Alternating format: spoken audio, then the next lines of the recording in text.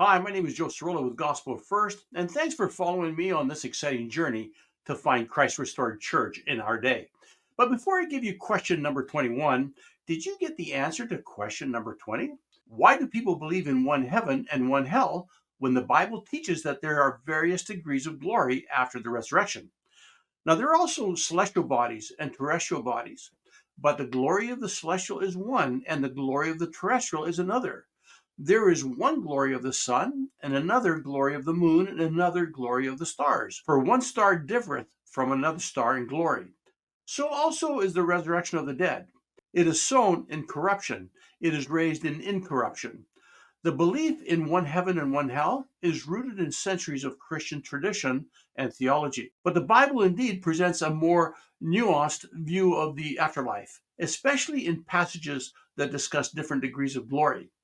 The idea of various degrees of reward or punishment is based on scriptural references, but many believers and theologians have interpreted these differently throughout history. Many Christians maintain the idea of a single heaven and hell. The early Christian teachings often emphasized the simplicity of the gospel message to make it accessible to as many people as possible. The concepts of heaven as a reward and hell as a punishment were direct and clear, encouraging people to live righteous lives and avoid sin. Now, many early Christian fathers, such as Augustine and Jerome, focused on salvation as either leading to eternal life or heaven or eternal damnation, hell, with little emphasis on any gradation within these states.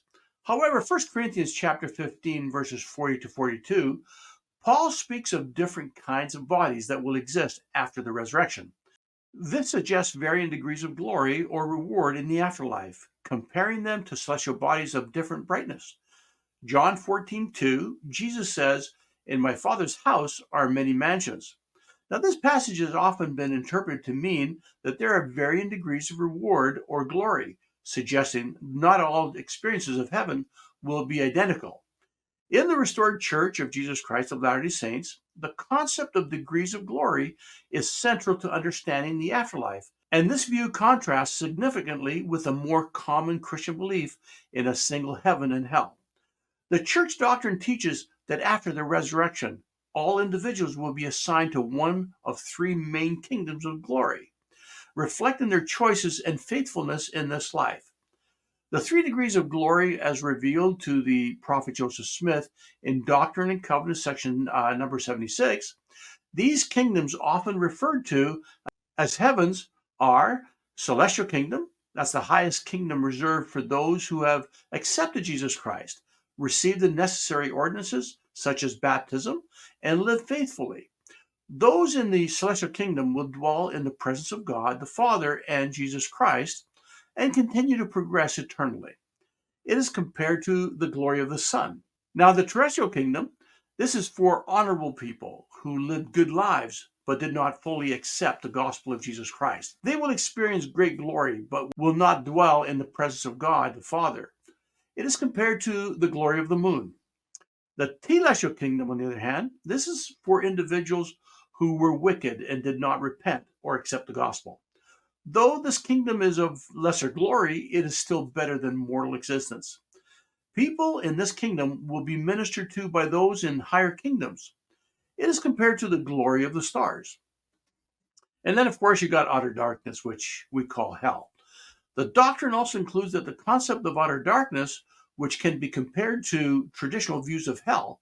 However, this is reserved for a specific group of individuals, those who are called sons of perdition. These are people who have had a full knowledge of the gospel of Jesus Christ and have witnessed his power, and yet chose to deny and oppose him.